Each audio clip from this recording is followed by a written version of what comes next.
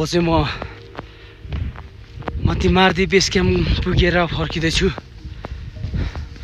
यहाँ चट्टानको बाटो, अब हिउँले ढाकिएको ठाउँ।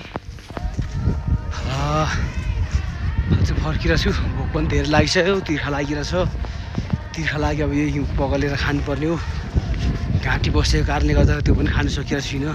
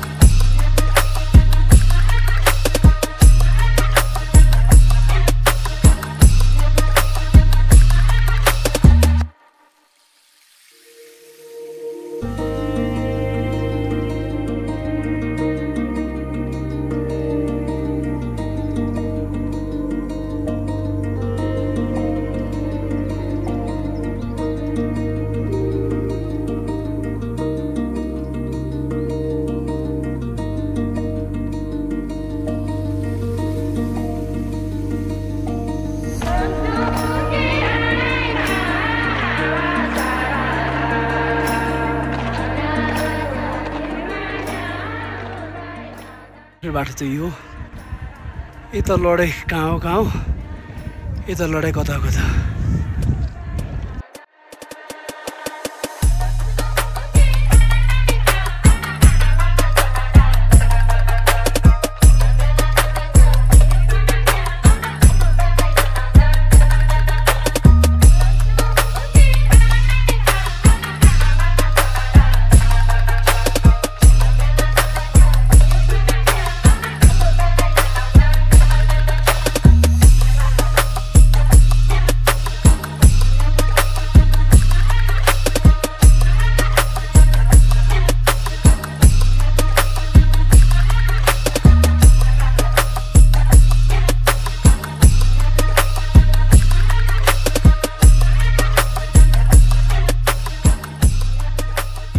म बसेको होटेलबाट पनि म अब निस्किसकेँ।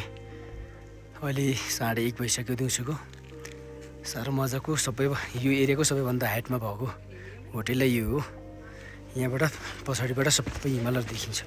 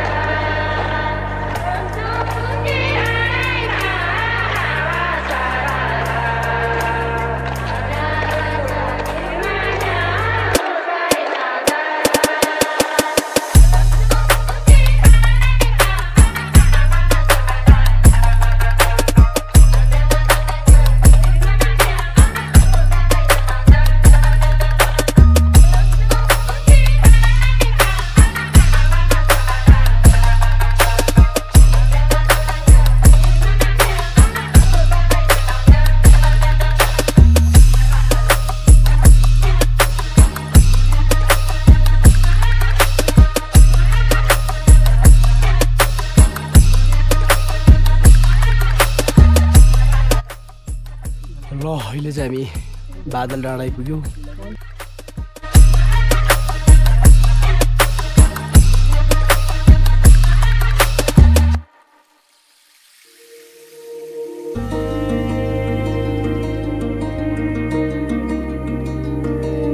सासु आमाले माया गरेर थर्मस हाल्दी पठाउनु भयो। थर्मसमा पानी होटेलमा भरे। अहिले त्यही पानी पिएर बसिरहेछु यो जङ्गलमा। घामले अस्ताउनु लागेको छ। एक्लै छु जङ्गलमा अहिले।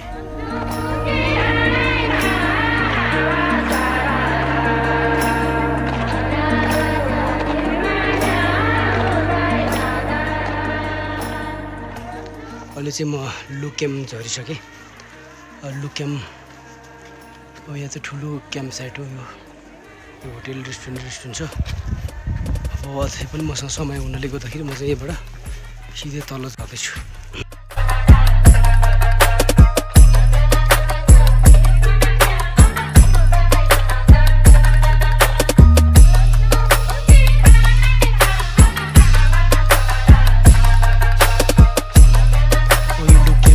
तल सिदिङतिर झरिसकेँ। यहाँ बोर्ड राखिदिएको छ।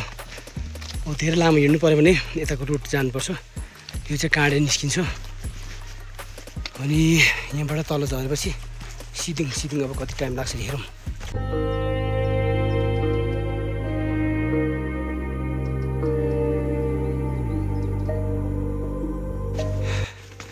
यात्रा पनि एक्लो छ, कोही छैनन् वरिपरि पनि। सबैजना माथिबाट जाँदो रहेछन्। यो म चाहिँ सर्टकट बाटो झरेँ।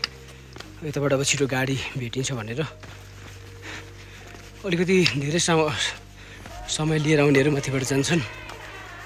अहिले चाहिँ एक्लै म हिँडिरहेको छु। यत्रो हिँडिसकेँ, 2 जना बाहेक मान्छे भेटेको छैन।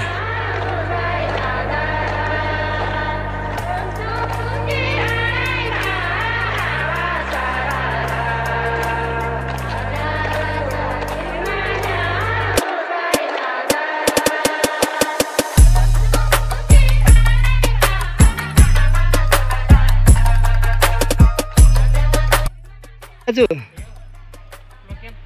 लोक्याम पुर्याउने हो? कहिले आज पुर्याउन सक्नुहुन्छ त?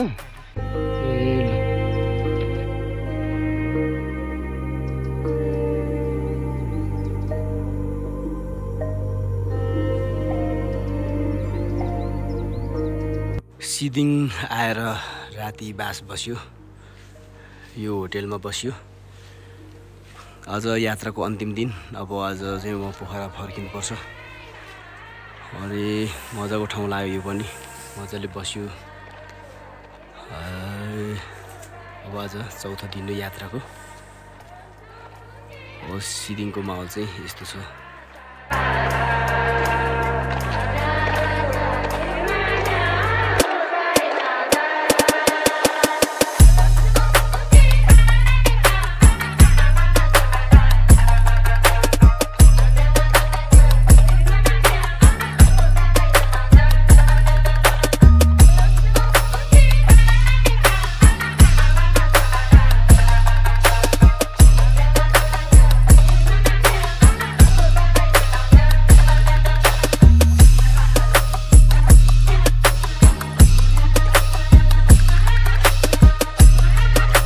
गाडीमा बसिरहेको छु म। यो सिदिङ भन्ने ठाउँबाट राति सिदिङमा बस्यो। नभए चाहिँ म यहाँबाट यही गाडीमा चाहिँ जाँदैछु पोखरा।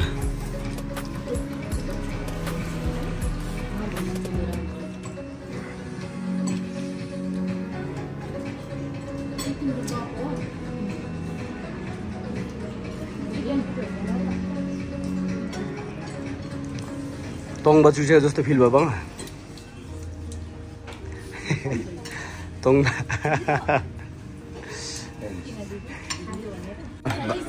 उहाँको त भाडा नि बेग्लै छ फेरि।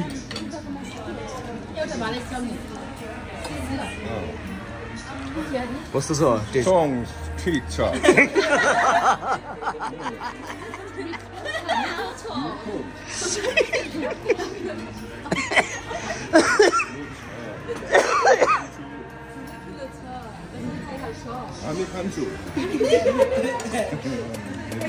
कस्तो छ बहिनी रायाको?